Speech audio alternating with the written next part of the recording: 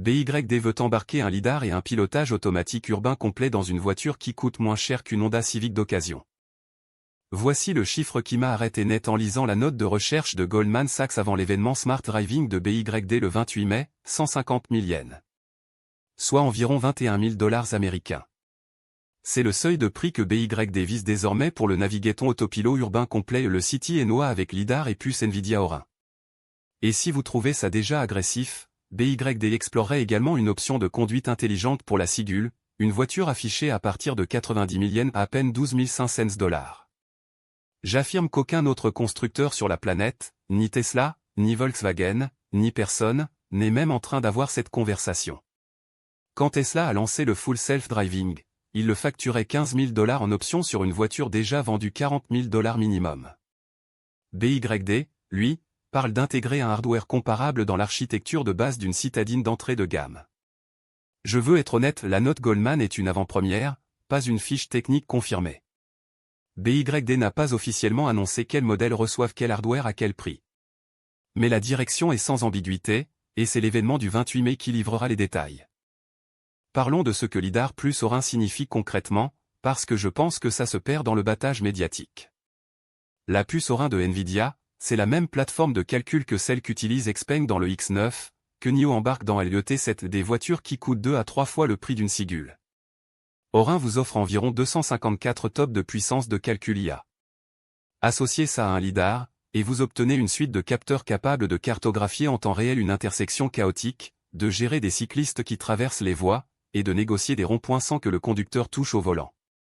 Ce n'est pas un gadget. J'ai passé du temps avec le City Enoa de Xpeng autour de Guangzhou, et c'est franchement impressionnant sur des routes urbaines encombrées. La question que je me pose sans cesse, c'est, la pile logicielle maison de BYD est bien moins mature que celle de Xpeng ou de Huawei, sera-t-elle vraiment capable d'exploiter le potentiel de ce matériel dès le lancement? Parce que le matériel, ce n'est que la moitié de l'équation. BYD dispose d'un levier d'approvisionnement qui lui permet de faire descendre le coût du lidar et d'Orin à des niveaux qu'aucun autre constructeur ne peut atteindre.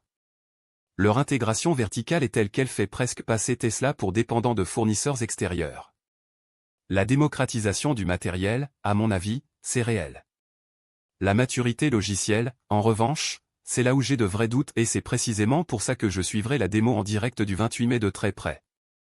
Je veux prendre un peu de recul, parce que les implications concurrentielles sont considérables et je ne pense pas qu'elles reçoivent suffisamment d'attention dans la presse occidentale. Aujourd'hui, le Enoa urbain est un facteur de différenciation. C'est ce qui pousse les acheteurs à mettre le prix pour une Xpeng G6 plutôt qu'une BYD Atto 3, ou à choisir une ITO propulsée par Huawei plutôt qu'une NIO comparable. La conduite intelligente, c'est le critère de luxe du marché chinois des VE en 2025. Si BYD parvient à en faire un standard, et j'entends par là une vraie livraison fonctionnelle, pas juste une case cochée dans une fiche technique, cette prime de prix s'effondre du jour au lendemain. Xpeng et NIO ne jouent pas sur les prix. Ils jouent sur l'expérience logicielle. Ce fossé se rétrécit considérablement si une Sigul à 90 000 yens est capable de faire 80% de ce qu'une NIO ET9 à 300 000 yens fait sur autoroute comme en ville. J'avoue que j'avais sous-estimé les ambitions de BYD en matière de conduite intelligente il y a 12 mois. J'avais dit sur cette chaîne que BYD resterait concentré sur les volumes et laisserait la course à l'ADAS aux marques Tech First. Je me trompais.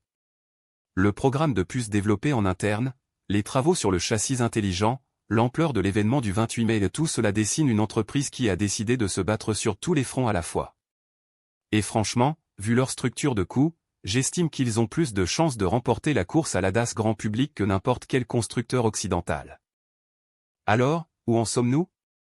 À mon avis, l'événement BYD du 28 mai est l'annonce la plus décisive en matière de conduite intelligente en Chine cette année, non pas parce que BYD est aujourd'hui le meilleur en matière de logiciels de conduite autonome, mais parce qu'ils ont la taille critique pour rendre le matériel irréversiblement bon marché. Une fois que le lidar et les puces de classe Orin atteignent le plancher des 150 000 yens, ils n'en repartent plus à la hausse. Chaque concurrent est forcé de réagir. Et c'est, au bout du compte, une bonne nouvelle pour les consommateurs chinois et une menace bien réelle pour les constructeurs occidentaux qui cherchent encore comment facturer l'ADAS sous forme d'abonnement. Ma prédiction, BYD annonce le City Enoa disponible sur au moins 2 modèles à moins de 200 000 yens dès le lancement, avec l'option conduite intelligente de la Sigul confirmée mais repoussée à fin 2025 ou début 2026, le temps que le logiciel suive. Je pense que l'annonce matérielle sera nette et précise. La démo logicielle, elle, sera soigneusement mise en scène. Et le cours de bourse bougera. Goldman a déjà une recommandation à l'achat avec un objectif de cours relevé avant l'événement. Que l'expérience réelle soit à la hauteur de la démo sur scène, voilà l'histoire que nous raconterons dans 6 mois. Donnez-moi votre pronostic en commentaire. Le City Enoa de BYD fonctionne-t-il vraiment sur une voiture à 90 000 yens d'ici fin 2025, ou s'agit-il d'un lancement purement sur le papier? Je veux sincèrement savoir ce que vous en pensez. Si BYD réussit son pari, c'est toute la donne du marché EV mondial qui est rebattue. Abonnez-vous pour ne pas manquer le décryptage post-événement, et dites-moi en commentaire, vous y croyez vraiment, au lidar ADAS grand public d'ici 2026, ou BYD promet trop?